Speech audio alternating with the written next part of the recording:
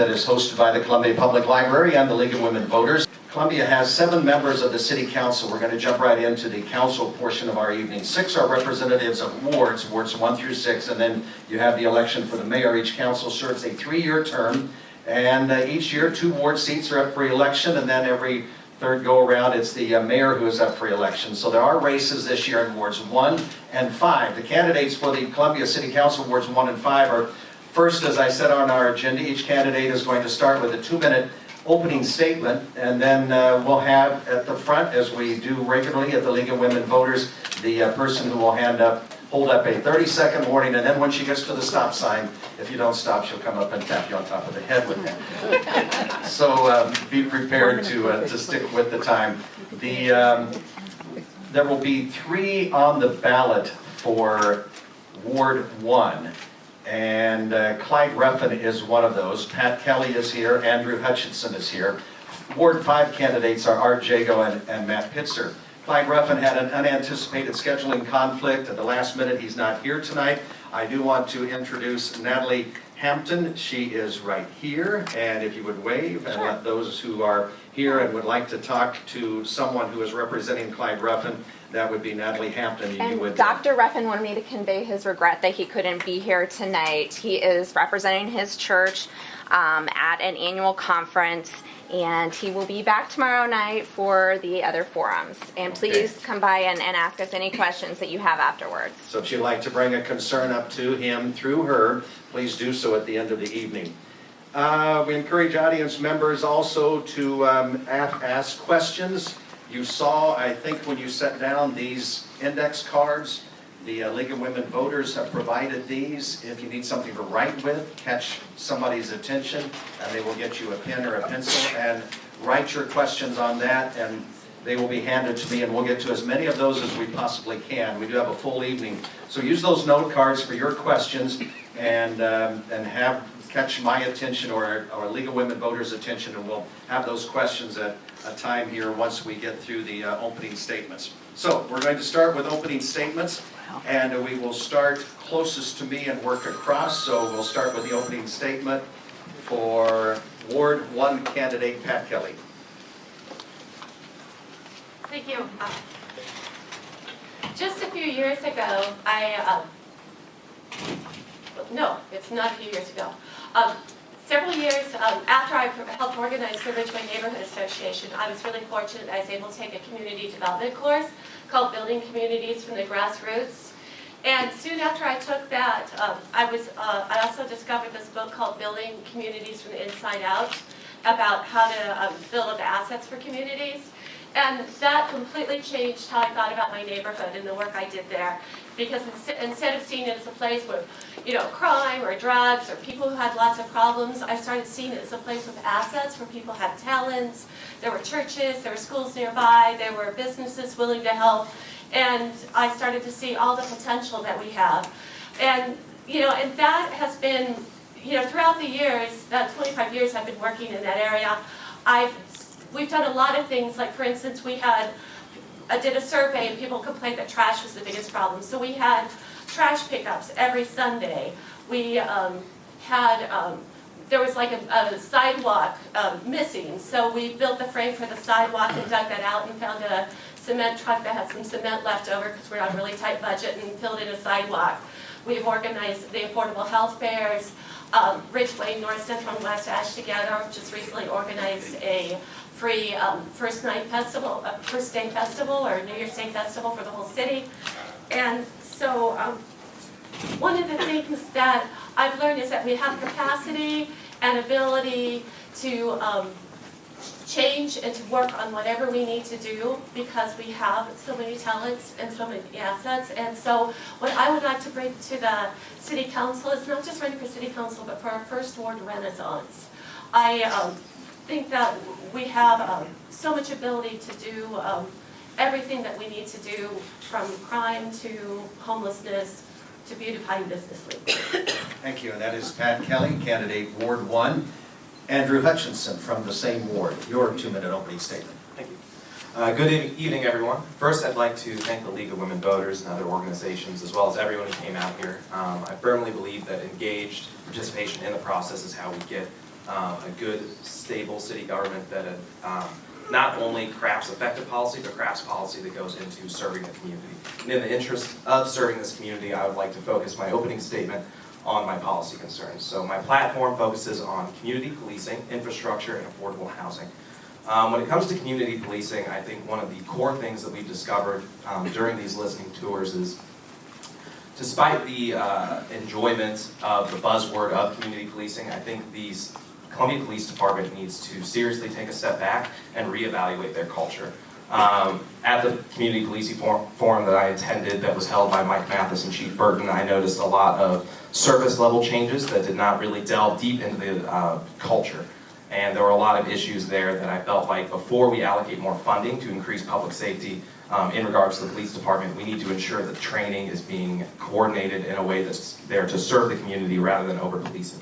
In terms of infrastructure, I favor expenditures on fixing the problems here in Columbia that we have right now. The Tribune reported last year that we have 15% of our sewer pipes are failing, and we know, especially here in the first ward, that there are issues in houses, there are issues with sewer systems, there are issues with stormwater systems. And I would prioritize fixing the problems that we have here rather than building large sewer pipelines outside of the city. And finally, when it comes to affordable housing, the biggest thing that I have with an issue with the city government is that we do not have a coherent and full policy on affordable housing. I firmly believe that a task force needs to be established in conjunction with the strategic plan and the Imagine plan, so we carve out what we want Columbia to look like in terms of affordable housing. It's not an issue that we can ignore any longer, and while I applaud the efforts of the Community Land Trust and think more efforts need to be put into that direction, I think we need to seriously take a step back and figure out how to build social equity in Columbia. Thank you.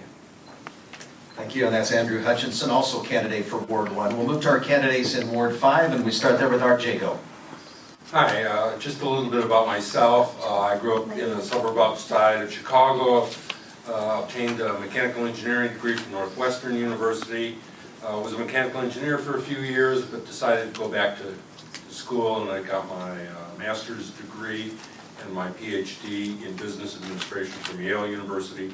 I then taught for 18 years in Houston. In 1994, I moved here to MU, where I assumed the chairmanship of the Department of Management here, and I've taught for the last 22 years, teaching students of business administration, including Matt here, my opponent, who took his MBA from MU, and I'm happy to see our students who are engaged in civic attention. I've spent my entire career studying managerial decision-making. Both my teaching and my research things have been around that area of interest. I find myself to be very, very interested in how decisions are formulated, how decisions are defined, how we can address issues from multiple stakeholders and evaluate decisions that include multiple criteria and multiple attributes, and seek a meeting of the minds where we can achieve an agreement on a common solution to problems, and if not a common solution, a compromise that satisfies the majority of interest from the stakeholders of those decisions. And those are the skills that I plan to bring to City Council if elected from the 5th Ward. It's my passion to bring competent and rational decision-making that meets all of stakeholders' needs. Thanks so much.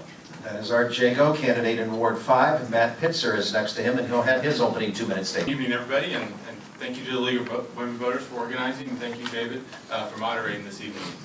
My name is Matt Pitzer, and I'm running in the 5th Ward for City Council. And I'm running for City Council because I want Columbia to continue to be a type of city that thrives and grows. My wife and I, we moved here, it'll be 11 years ago this summer, and we have 2 kids that we're raising here, both in Columbia Public Schools, and we've had wonderful opportunities, we've met amazing people, had tremendous experiences.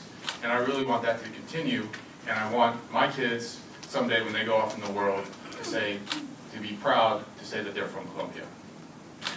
I'm also running for City Council because I will bring a unique skill set to the council. I have an English degree and an MBA. I had a career as a journalist for a number of years.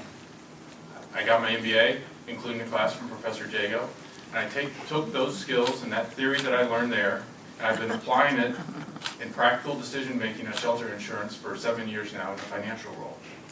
So I would be the only councilman with a financial background, and I believe that any time you introduce a new skill to a group of decision makers, and I'm sure Professor Jago would agree, that increases the potential for good decisions.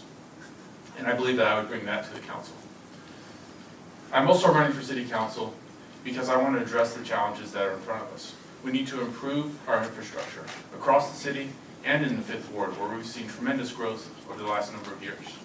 I want to strengthen our public safety resources, including police and fire, and make sure we have appropriate departments for a city this size and continuing to grow. And I want to make sure that we preserve and we protect everything that makes Columbia unique. I could go around the room and every one of you would probably have a different reason for why you're here, why you stayed here, and why you want to be here. And we need to preserve that uniqueness and that diversity of culture and enrichment that attracts people to Columbia and makes them want to live here. Thank you. That's Matt Pitzer. I want to start with one of the questions that the League of Women Voters has provided. The city offers incentives for businesses to locate in Columbia. There are costs and benefits associated with this policy. The question from the League is, are you familiar with economic research and analysis that looks at the net impact of such incentive plans and the overall value of such policies? How would you hold these businesses accountable for providing their expected economic benefits? We'll take turns as to who goes first, but we're back to Pat Kelly. I'm familiar with a couple of books I've been reading called Better Not Bigger, and another book called Job Scans, and they're about growth and about how much we pay for jobs. And since I only have 60 seconds, I'll say very quickly, I really believe that what we need to invest in is infrastructure and education. Those are things that stay in the community, and we don't have to worry about if corporations are going to take them out. I'm not totally opposed to incentives, but they should be transparent and available to small businesses as well as large corporations. 60 seconds goes fast, doesn't it? Let's go to Andrew Hutchinson for an answer on the same questions.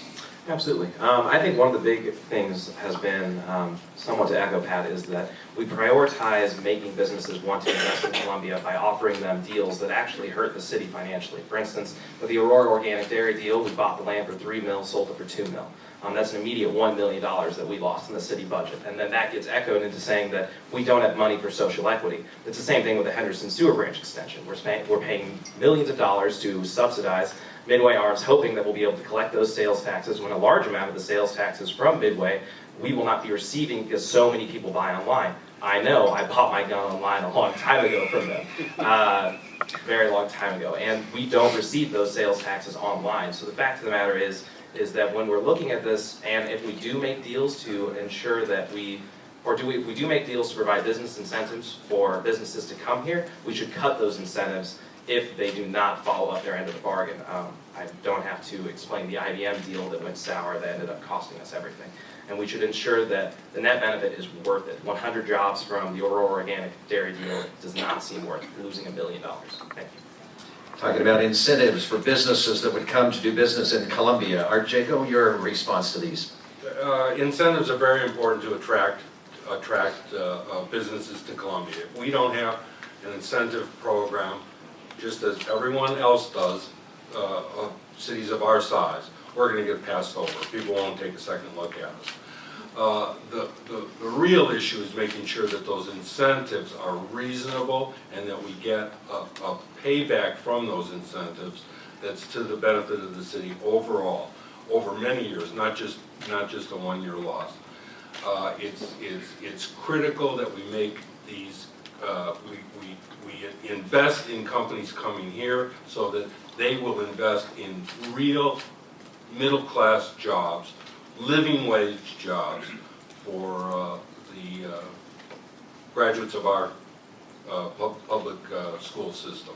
We need middle-class jobs that bridges the gap between the rich and the poor here in Columbia. All right, and Matt Pitzer?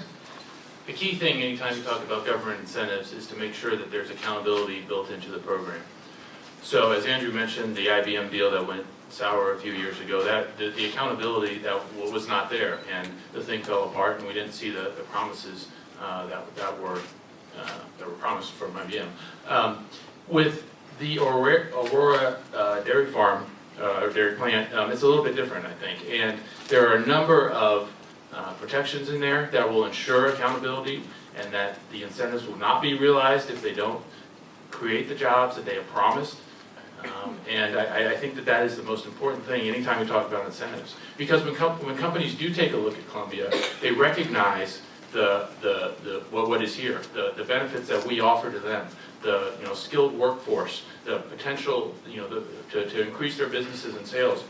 So Columbia has a lot to offer any company that takes a look at it, but when we do that, like I said, we need to make sure that they are held accountable for their promises.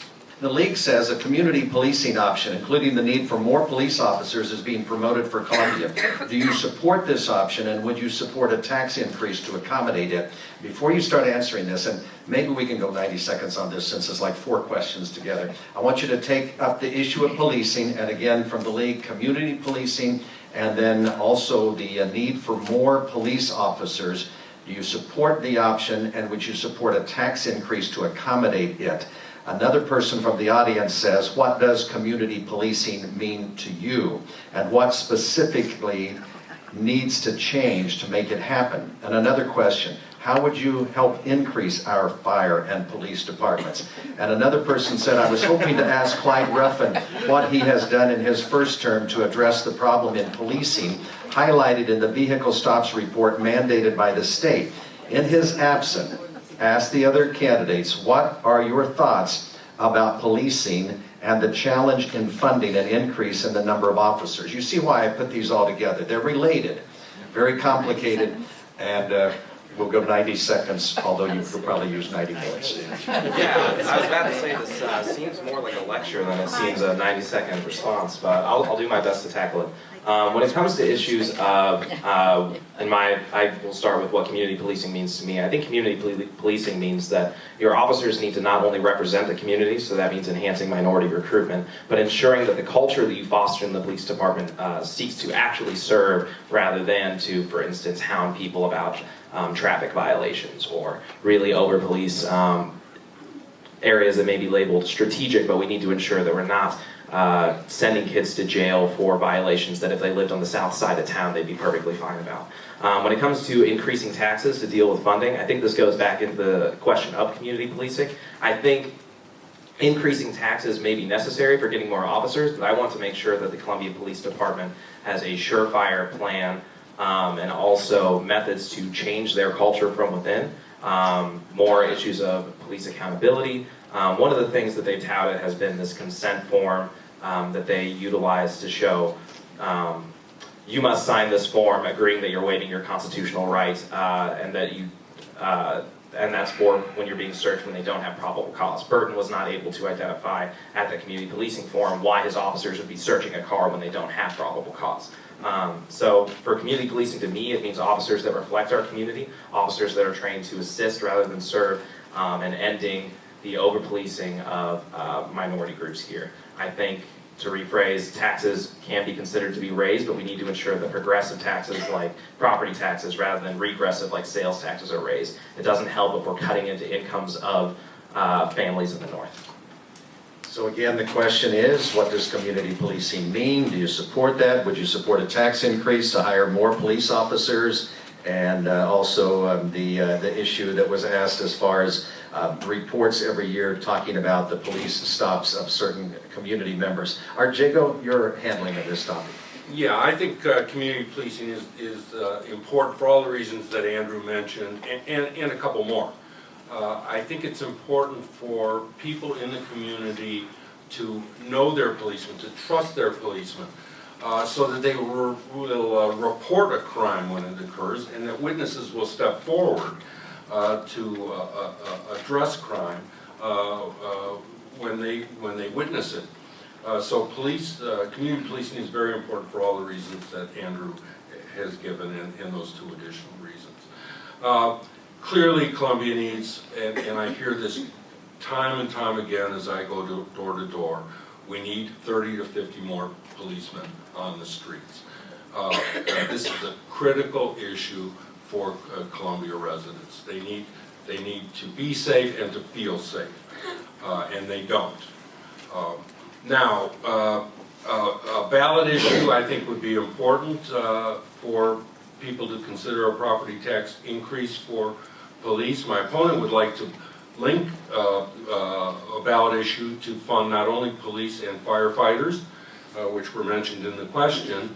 Firefighters are important, there's no question about that. But I'd like to not link those two issues, because what I'm hearing is that police is a definite priority for the community residents of Columbia.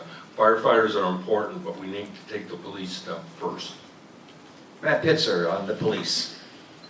Well, when I've been talking to voters in the 5th Ward, especially in a lot of the new areas of town that have developed, particularly far south Columbia, a lot of them are concerned about the closest fire station being up on Green Meadows Road or on Chapel Hill Road, and they're thinking about how long it takes them to make that drive at 5:30, and what if there's a fire in their house at that time. So we need to consider that carefully. And I've served 3 terms on the Police Retirement Board. I participated in a police ride-along program, and the officers that I talk to, when they have the time to be more active in their community, to get out and talk to folks and be proactive, it's not addressing the crimes when they occur, it's stopping the crimes before they occur. That's what we want. And I've heard many stories about how when they've had the time to do that, they've been able to be proactive and prevent problems from turning into crimes. So there are a number of issues obviously that came up in these series of questions. We've got almost 20 budgeted but unfilled positions. We have had trouble recruiting and retaining young officers here. I think a lot of that has to do with the management culture that has been in place over the last several years. And I think we need to fix that and change that before we think about throwing more money at the problem, because there are some underlying issues here that need to be resolved before we start talking about tax increases. I see you, Art Jago, but I'll come back to you. Pat Kelly, your thoughts about community policing? Well, community policing means to me is that it emphasizes the shared decision-making power with the community. I think first off, we start off with a policy that is based on a strategic plan that citizens and the police have worked on together. Now, having said that, I also think that we need to consider that crime is not just a police problem, it's a community problem. So before we start looking at how we're going to fund more police officers, let's look at all the different things that we can do. There are programs to help with youth initiatives, to help provide jobs and training. There are things like CEPTED, crime prevention through environmental design. At one point we had the neighborhood response team where police, city officials would go through neighborhoods and work on code violations and ways to deal with improving the neighborhood that way. At one point we used to have pizza parties with the police department in front of drug houses. And and so there's all kinds of creative things we can do, and I would love to look at how we can start with those programs first, because I think that we prevent crime, we're just going to have a much easier time. Otherwise, we're going to be constantly having to get ballot initiatives to pay for more police officers.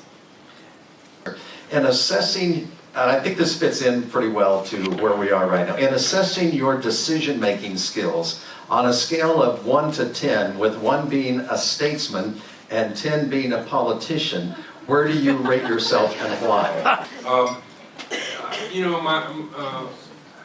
My opponent raises the issue of additional firefighters, and I just think that it's ludicrous that the Firefighters Association has asked for 95 additional firefighters at a cost of $6.3 million a year in additional expenses, when that would principally go to doubling the number of firefighters on each truck, not necessarily increase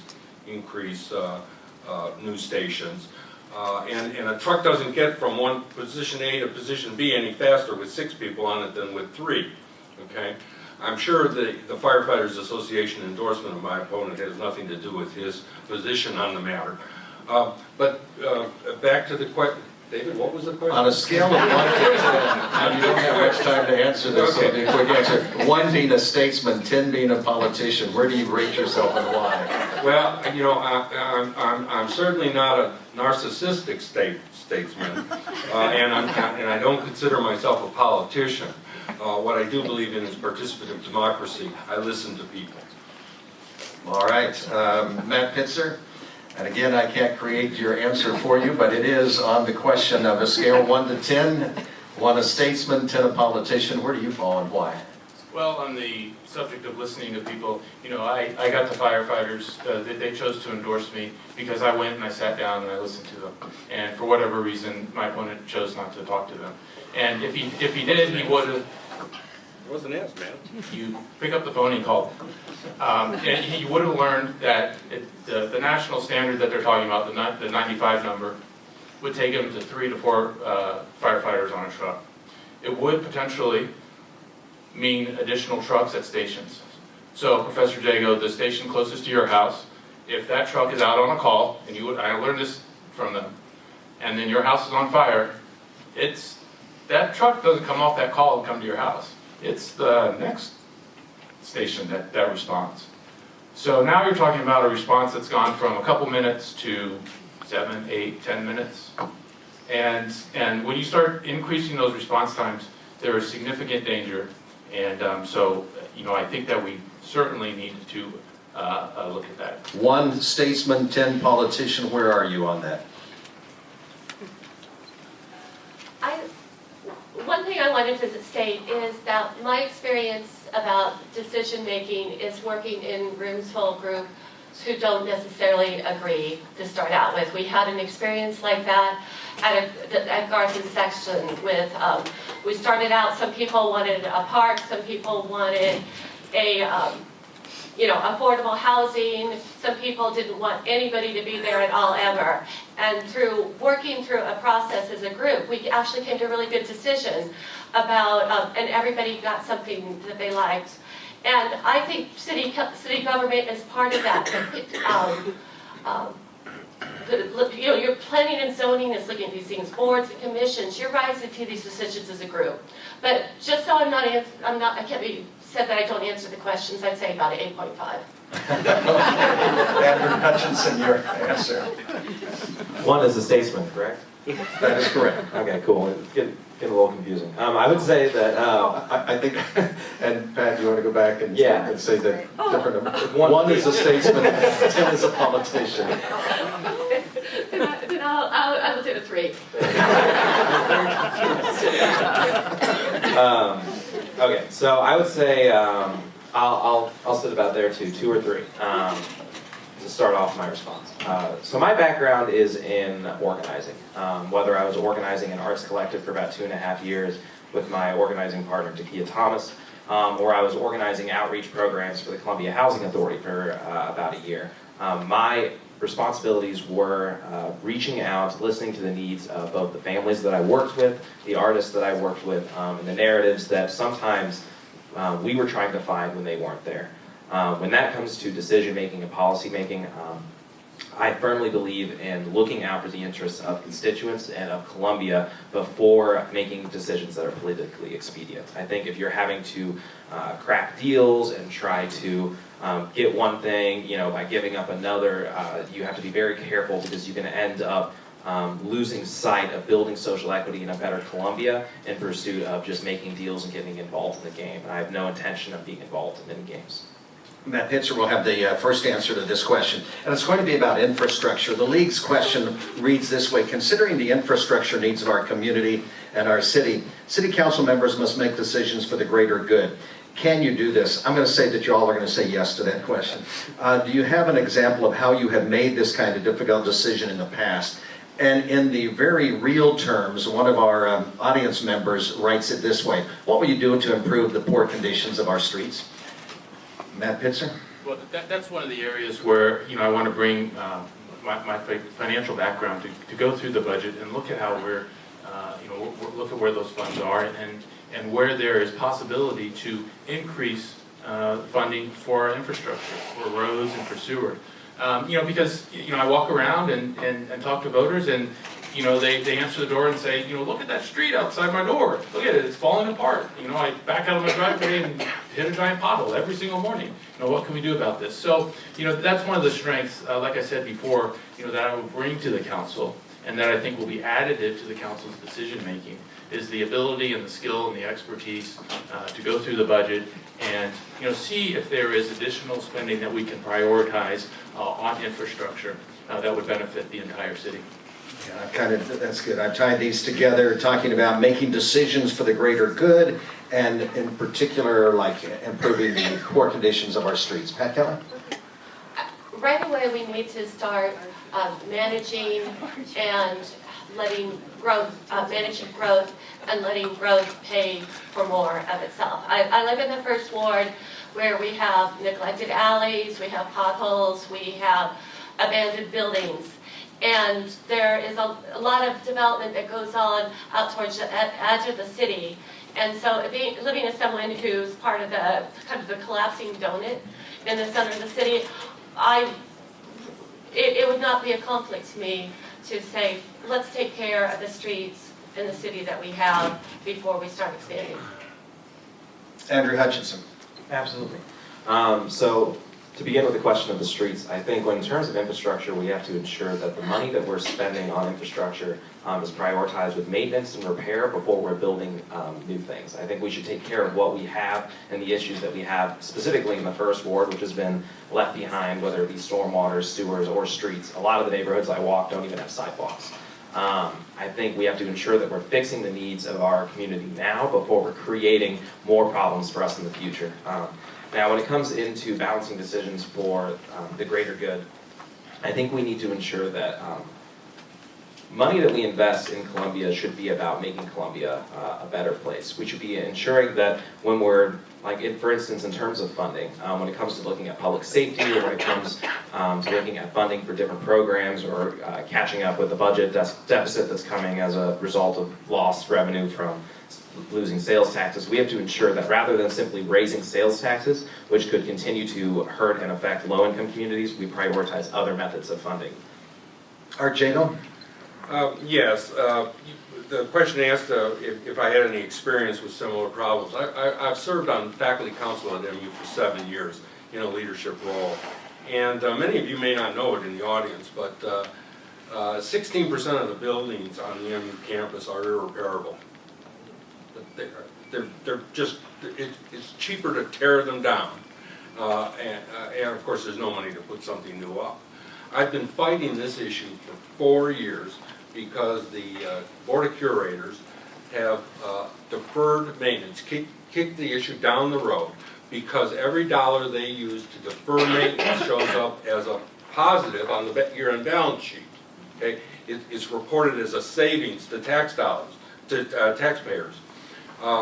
And I've been fighting that, and now the university is damn near broke, and now we're sitting down with the chancellor to figure out not only how to deal with the infrastructure problem, but how to deal with the people problem, and how we're going to pay people's salary and wages. Okay, I've been giving a time signal, so I'm sorry. We've got really good questions, and I can't get to any more. We'll start with our closing comments then, and there are allowed 60 seconds for each of the candidates to have a first shot at answering a different question, and we're going to come back this way with final comments. So we start with Matt Pitzer. Sure. Thank you, and again, thank you, David, and thank you to the League of Women Voters for organizing it.